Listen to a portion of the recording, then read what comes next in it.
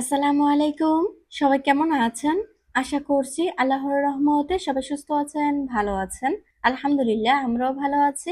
আরো একটি নতুন ভিডিও দেখার জন্য আপনাদের সবাইকে আমন্ত্রণ জানাচ্ছি।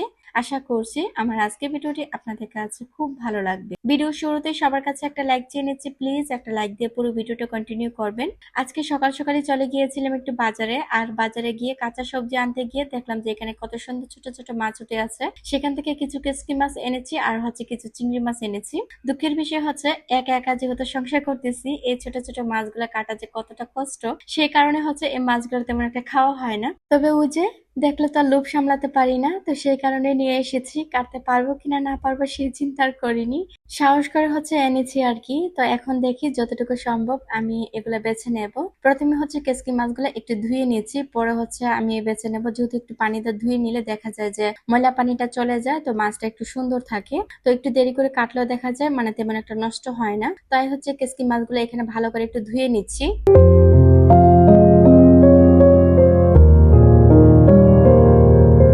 এগুলো ধুয়ে রেখে দেব।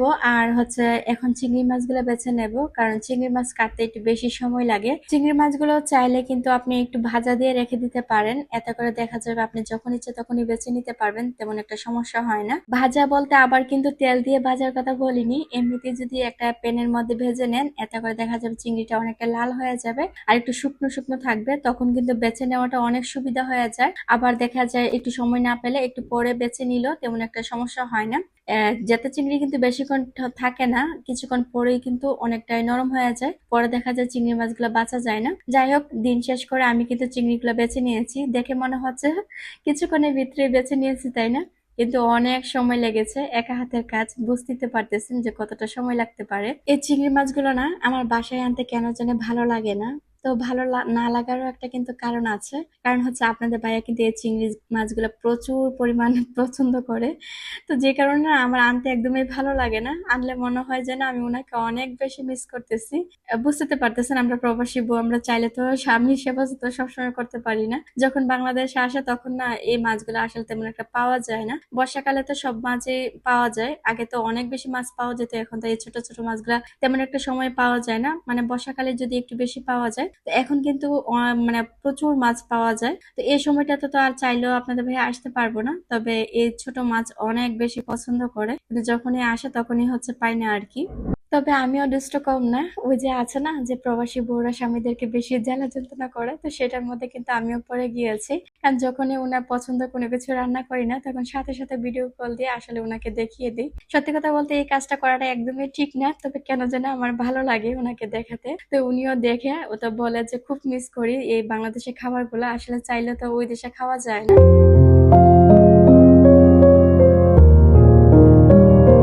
যাই হোক, আপনাদের সাথে কিন্তু আজকে অনেক কথা বলে ফেললাম। তো এখানে হচ্ছে কিছু কাঁচা বাজার এনেছিলাম, তো সেই বাজারগুলো হচ্ছে এখন গুছিয়ে নেব। মাছ মাংসের বাজারটা তো একটু বেশি করে করলেও হয়তো একটু বেশি দিন যায়, তবে কাঁচা বাজারটা কিন্তু করতে হয় কিছুদিন পর পরই, কারণ কাঁচা বাজার এনে বেশি দিন রাখা যায় না, আর রাখলেও না এটা স্বাদ বেশি তেমন একটা পাওয়া যায় না। আমি সবসময় চেষ্টা করি সবজি অল্প করে আনতে, হাফ কিলোর মধ্যে করে আনি, যাতে করে দেখা যায় একবার রান্না করলে পরের বার আর এটা না খেতে হয়, এটা যেন শেষ হয়ে যায়। সেই কারণে আমি হাফ কিলো করে সবকে জাত একটু একটু করে নিয়ে আসি। এতে করে দেখা যায় প্রত্যেক অক্তের মধ্যে হচ্ছে আমি প্রত্যেক অক্ত না মানে প্রতিদিন হচ্ছে কিছু না কিছু রান্না করতে পারি। আর এক খাবার কিন্তু বারবার খেতে একদমই ভালো লাগে না। এখানে ধনিয়া পাতা একটু বেশি করে এনেছি, কারণ ধনিয়া পাতাটা প্রত্যেকটা তরকারিতে দিতে হয়, না দিলে দেখা যায় একদম খেতে ভালো লাগে না, যার কারণে হচ্ছে বেশি করে এনেছি। তো এগুলোকে হচ্ছে এখন সুন্দর করে ধুয়ে তারপর হচ্ছে কেটে ফ্রিজে ফ্রোজেন করে রেখে দেব। এতে করে দেখা যাবে 4-5 দিন চলে যাবে। ফাতেমা জান্নাত আইডি থেকে আমার এক মিষ্টি আপু কমেন্ট করেছে, আসসালামু আলাইকুম আপু। ওয়ালাইকুম আসসালাম আপু। মাশাআল্লাহ মাশাআল্লাহ মাশাআল্লাহ, যত দেখি ততই মুগ্ধ হয়, আপনার ভিডিও দেখে অনেক বেশি ভালো লাগে, আমার জন্য দোয়া করবেন আপু, আমি যাতে ফিউচারে আপনার মতো এরকম একটা সুন্দর সংসার সাজাতে পারি। আপনার জন্য অনেক দোয়া আর ভালোবাসা রইলো আপু। আপু অনেক কিছুই হব। থ্যাংক ইউ সো মাচ আমার মিষ্টি আপু, এত সুন্দর করে মিষ্টি করে একটা কমেন্ট করার জন্য তোমাকে অসংখ্য অসংখ্য ধন্যবাদ আপু। জান্নাতুল ফেরদৌসী ব্লগ আইডি থেকে আমার এক প্রিয় আপু কমেন্ট করেছে, আসসালামু আলাইকুম আপু। ওয়ালাইকুম আসসালাম আপু, কেমন আছো? আলহামদুলিল্লাহ আপু, ভালো আছি। আমি নৌসিন্দি থেকে তোমার ব্লগ দেখি, খুব ভালো লাগে তোমার ব্লগগুলো।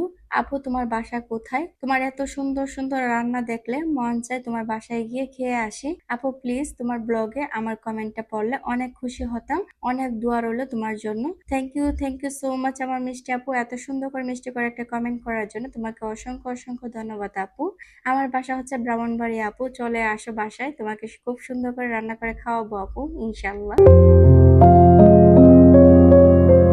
সকাল থেকে তো এ পর্যন্ত কাজই করতেছি, তবে এখনো পর্যন্ত যে কোনো নাস্তা করিনি, একদমই কিন্তু ভুলে গিয়েছিলাম। তো এখন মনে পড়লো যে আমি তো সকালবেলা কোনো কিছু খাইনি, তো একটু তো নাস্তা করতে হবে, তা না হলে দেখা যাবে দুপুরে রান্না করতে গেলে খুবই অসুবিধা হবে। তারপর কি করার, তো কি নাস্তা করব খুঁজতে খুঁজতে দেখলাম ঘরে পাউরুটি আছে, সেখান থেকে 4টা পাউরুটি নিয়ে নিয়েছি। আর পাউরুটি প্রথমে ভেবেছিলাম যে ডিম দিয়ে ভেজে নেব, পরে দেখলাম যে না, ডিম দিয়ে ভাজতে গেলে দেখা যায় আমার আর খাওয়া হবে না। তারপরে কি করার আছে, স্যান্ডউইচ মেকার দিয়ে একটু ছেঁকে নিয়েছি, তার সাথে এই তো চা করে নিয়েছি। আমি যে একা চা খেতে পারবো তা তো সম্ভব না, তাই হচ্ছে আমার ছেলের জন্য একটু নিয়েছি। আমি যখনই নাস্তা নিয়ে বসবো তখন যদি আমার ছেলেটা দেখে যে আমি নাস্তা নিয়ে এসেছি, তখন দৌড়ে এসে বলবে আম্মু খাবো, তারপর হচ্ছে আমার পাশে বসবে। যেটুকুই খাক না কেন সাথে যে বসে, সেটি আমি কিন্তু অনেক বেশি আনন্দ পাই যে আমার সাথে আমার ছেলেটা বসেছে বা একটু খাওয়ার চেষ্টা করতেছে। আসলে মায়ের সাথে কিন্তু ছেলেরা বাচ্চারা যখন সাথে থাকে তখন দেখা যায় একটু একটু করে খেতে খেতে কিছু না কিছু অভ্যাস করা যায়। আর বাচ্চারা কাছে না আসলে বা কোনো কিছু দিলে যদি না ধরে না, দেখা যায় কোনো কিছু খাওয়ার অভ্যাস করানো যায় না। আমার কমেন্ট বক্সের মধ্যে সবচেয়ে বেশি ইম্পর্টেন্ট যে কমেন্টটা আসে যে আপু তুমি বাচ্চাদেরকে জাল খাবার কিভাবে শেখাচ্ছ, কিভাবে তোমার পাশাপাশি বাচ্চাদেরকে খাওয়ার শেখাচ্ছ, সেটা নিয়ে কিছু কথা বলবে আমাদের সাথে। আমরা মায়েরাও জানতে চাই যে বাচ্চাদেরকে কিভাবে খাওয়াতে পারি বা ওই বিষয়ে কিছু বলবে। আসল কথা কি, যে বাচ্চাদেরকে যে আপনি জোর করে কোনো কিছু খাওয়া শেখাতে পারবেন এটা একদমই অসম্ভব। আমি শুধু একটা কথাই বলতে পারবো যে আপনার বাচ্চাটা যখন ছোট তখন থেকে যখন আপনি খাবার খাবেন তখন বাচ্চাটাকে আপনি সাথে নিয়ে বসবেন, বসার সাথে সাথে আপনি যা খাবেন তা থেকে বাচ্চাটাকে একটু মুখে দিবেন। এতে করে দেখা যায় যে একটা দুইটা তিনটা করে করে খেতে খেতে দেখা যায় একটু একটু করে বেড়ে যায়, তখন দেখা যায় ওই বাচ্চাটা মায়ের সাথে সাথে সবকিছু শিখে যায়।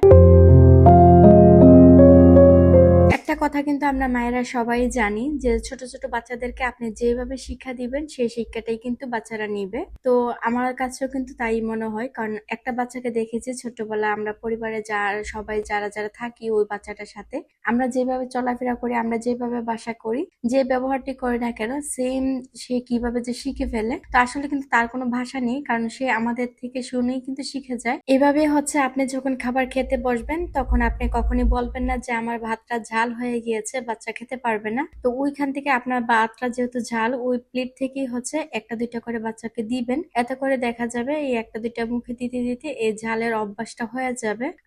আমাদের বাচ্চারা যদি মায়েরা যে তরকারি রান্না করি সেই তরকারি দিয়ে যদি বাচ্চারা ভাত খেয়ে নেয় তাহলে কিন্তু আমাদের অনেকটা শান্তি, কারণ হচ্ছে ওই যে বাচ্চাদের জন্য এক্সট্রা করে কোনো কিছু রান্না করতে হয় না, কারণ সবসময় তো আর কিন্তু চাইলেও কিন্তু আপনি এক্সট্রা রান্না করতে পারবেন না, সময় একটা তরকারি দিয়েও কিন্তু খাবার খেতে হয়। তো যদি বাচ্চাদেরকে সবকিছু সাথে সাথে শেখানো যায় তাহলে দেখা যায় ঘরে কোনো কিছু শর্ট পড়লেও তাতে কোনো সমস্যা হবে না।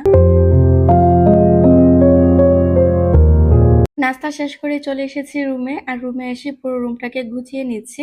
অনেকদিন ধরে এই গাছগুলো একটু পরিষ্কার করা হচ্ছিল না, তো দেখলাম যে অনেক ধুলাবালি পড়ে আছে, তাই গাছের পাতাগুলো একটু মুছে দিচ্ছি। গাছের পাতাগুলো যখন চকচক করে দেখতে কিন্তু অনেক বেশি ভালো লাগে।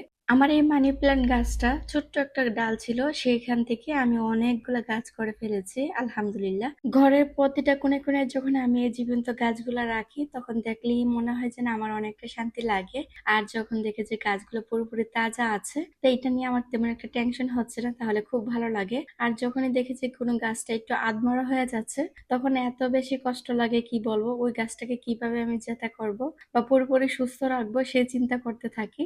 একজন আপু আমাকে প্রশ্ন করেছিলেন, আপু তোমার রুমে তো ছোট ছোট বাচ্চা আছে, তাহলে তুমি যে এই যে গাছগুলা রাখো এই গাছগুলোর মধ্যে বাচ্চারা হাত দেয় না? তো ওই আপুকে বলছি না আপু, আমার বাচ্চারা এগুলোর মধ্যে একদমই টাচ করে না। তো সেটা আমার কাছে ভীষণ ভালো লাগে যে আমার বাচ্চারা ধরে না, উল্টা আমার বড় মেয়েরা যদি ধরে তাহলে দেখা যায় আমার ছোট ছেলে অনেক ধমক দেয় যে কেন ধরছে গাছটা। কিছুদিন আগে না একটা গাছ নাদিয়ার হাত লেগে পড়ে গিয়েছিল। তো ওইটা দেখে হচ্ছে কি আমি নাদিয়াকে আসলে কোনো কিছু বলতে পারিনি। তো যখন আমার ছেলেটা দেখেছে যে ওর বোন হচ্ছে গাছটা ফেলে দিয়েছে, তখন দৌড়ে এসে মানে এত পরিমাণ শাসন করেছে, সে শাসন দেখাতে আমি নিজেই অবাক হয়ে গিয়েছি। এত এত শাসন করতেছে। তখন আমি বললাম যে বাবা তোমাকে কে বলেছে শাসন করতে? মানে সে তো শাসন করতেছে। তখন ভাবলাম না আমাকে আর কোনো কিছু করতে হবে না, সে তো এখন অনেক বড় হয়ে গিয়েছে, সে দায়িত্ব নিতে পেরেছে। তো সেটা দেখে আমার ভীষণ ভালো লেগেছে। যাই হোক, যে ওর বড় বোন এই কাজটা করেছে অথচ ওর কাছে একদমই ভালো লাগেনি, তাই হচ্ছে বড় বোনকে ওই শাসন করতেছে।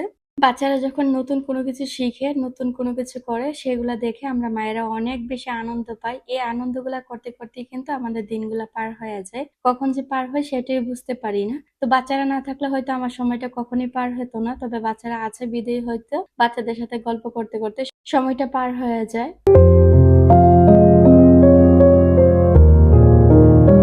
সকালে যে ছোট মাছ পরিষ্কার করে রেখে দিয়ে গিয়েছিলাম, এখন হচ্ছে ছোট মাছগুলো রান্না করে নিচ্ছি। প্রথমে হচ্ছে কেচকি মাছটা ভুনা করে নিয়েছি, আর কয়েকটা ছিম দিয়ে, একটা বেগুন দিয়ে আর 2টা আলু দিয়ে হচ্ছে কুটি করে কেটে তারপর হচ্ছে ভেজে চিংড়ি দিয়ে রান্না করেছি। এই তরকারিটা খেতে আমার বিশেষ করে অনেক বেশি ভালো লাগবে, যেহেতু সব রকম অল্প অল্প করে দিয়েছি, আবার তার সাথে চিংড়ি মাছ, তাহলে তো খেতে মজাই হবে, তাই না? তো আপনারা কারা কারা এইভাবে পছন্দ করেন অবশ্যই কমেন্ট করে জানাবেন। তো ভেবেছি একটা যেহেতু চাল কুমড়া এনেছিলাম, তো সেটা কিভাবে রান্না করা যায়, তো ওইখান থেকে হচ্ছে হাফ কেটে নিয়েছি, তারপর হচ্ছে ডাল দিয়ে রান্না করে নিচ্ছি। ডাল দিয়ে চাল কুমড়াটা রান্না করলে খেতে ভীষণ ভালো লাগে। তো এই তো আমার হচ্ছে চিংড়ি মাছটা রান্না হয়ে গেছে। আমি সব তরকারি রান্না শেষ করে হচ্ছে আমি বাটিতে নিয়ে নিচ্ছি। বাটিতে নিয়ে নিলে দেখা যায় যে একটা সুবিধা পাওয়া যায়, এত বড় বড় হাঁড়ি পাতিল আর কিচেনে রাখতে হয় না, সেগুলো ক্লিন করে নেওয়া যায়। আর এত বড় বড় হাঁড়ি পাতিল রাখলে কিন্তু আমাদের ঘরে প্রচুর পরিমাণ জায়গার দরকার। আমার কিচেনটা যেহেতু অনেক ছোট, তো সেই কারণে কিন্তু তেমন বেশি কোনো কিছু রাখতে পারি না। তাই আমি সবসময় চেষ্টা করি যে রান্না শেষ করলে বাটিতে নিয়ে নিলে বাটিগুলো হচ্ছে ডাইনিং টেবিলে নিয়ে তারপর হচ্ছে ডেকে রেখে দিই। সব রান্না শেষ করে শুধু চাল কুমড়ার রান্নাটা যেহেতু আছে, চুলাতে বসিয়ে দিয়ে এই পাশে হচ্ছে আমি প্লেট বেটে রাখার একটাকে ভালো করে ক্লিন করে নিয়েছি। এটাকে দেখা যায় কিছুদিন পর পর পরিষ্কার না করলে দেখতে খুবই খারাপ লাগে। তো এটা যেহেতু কলের পাশে আছে, তো পানি ছিটকে পড়ে কিন্তু আসলে দেখতে বেশি খারাপ লাগে, সেই কারণে হচ্ছে এটাকে আমি চেষ্টা করি 2-3 দিন পর পর পরিষ্কার করে নিতে। কিচেনে যে জিনিসটা সবার আগে বেশি নোংরা হয়ে যায়, সেই জিনিসটাই সবসময় চেষ্টা করি গুছিয়ে রাখতে, বেশি ধুয়ে রাখতে। তা না হলে দেখা যায় ওইটার মধ্যে বেশি পরিমাণ ময়লা পড়ে যায়। কিচেনে কিন্তু সবকিছুই অপরিষ্কার থাকে, তারপরেও কিন্তু আমরা যদি চেষ্টা করি অল্প অল্প করে পরিষ্কার করে রাখতে পারি, তাহলে দেখা যায় সবগুলা কাজ একসাথে কিন্তু জমে না। বোতলে বিম শেষ হয়ে গিয়েছিল, তাই হচ্ছে রিফিল করে নিয়েছি। আর রান্না শেষ করে গোসল করে নামাজ পড়ে এসেছি।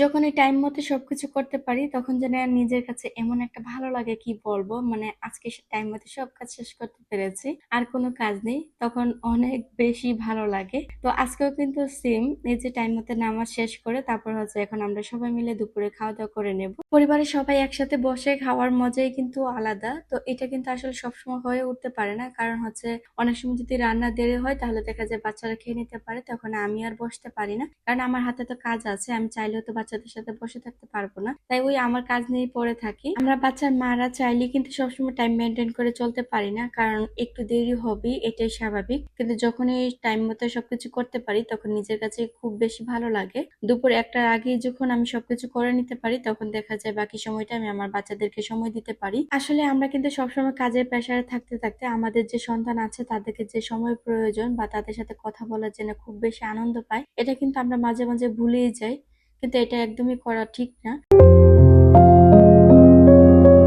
দুপুরে খাবার সবাই মিলে খেয়ে নিচ্ছে, আর আমি তো আগে খেতে পারবো না, কারণ হচ্ছে আমি ছেলেকে খাইয়ে তারপর হচ্ছে আমি খাবো আর কি। আর মেয়েরা হচ্ছে খাওয়া দাওয়া শেষ করে ওরা চলে যাবে মাদ্রাসায়, এই সুযোগে হচ্ছে বাবুকে ঘুম পাড়াবো। আকলিমা ডেইলি ব্লগস আইডি থেকে আমার এক প্রিয় আপু কমেন্ট করেছে, আসসালামু আলাইকুম আপু। ওয়ালাইকুম আসসালাম আপু, কেমন আছেন? আলহামদুলিল্লাহ আপু, অনেক বেশি ভালো আছি। আপু মাশাআল্লাহ, অনেক সুন্দর ভিডিও আর অনেক সুন্দর কথা বলেছেন, এক কথায় আপনার ভিডিও অসাধারণ, মাশাআল্লাহ। থ্যাংক ইউ সো মাচ আমার মিষ্টি আপু, এত সুন্দর করে মিষ্টি করে একটা কমেন্ট করার জন্য। তোমাকে অসংখ্য অসংখ্য ধন্যবাদ আপু। বেডশিটটা ধুয়ে দিয়েছিলাম, এখন যেহেতু শুকিয়ে গিয়েছে তাই হচ্ছে এনে গুছিয়ে রেখে দিচ্ছি ড্রয়ারে। আমার ড্রয়ার গুলো তো দেখলেই বুঝতে পারবেন কি পরিমাণ ধুল পড়ে আছে, আসলে সময়ের ব্যস্ততার কারণে এগুলা মুছে নিতে পারতেছি না। একদিক দিয়ে করলে দেখা যায় আরেক দিক দিয়ে পড়ে থাকে, আরেক দিক দিয়ে করলে দেখা যায় অন্যদিকে পড়ে থাকে, এই করেই হচ্ছে কি একটু একটু করে করে আর কি কাজগুলা। আজ আপনাদের সাথে অনেক কথা বলে ফেললাম। যদি কথাতে কোনো ভুল থাকে অবশ্যই সবাই ক্ষমার দৃষ্টিতে দেখবেন। তো আজকের মতো ভিডিওটি এখানেই শেষ করে দেব। সবাই ভালো থাকবেন, সুস্থ থাকবেন। আল্লাহ হাফেজ। আসসালামু আলাইকুম।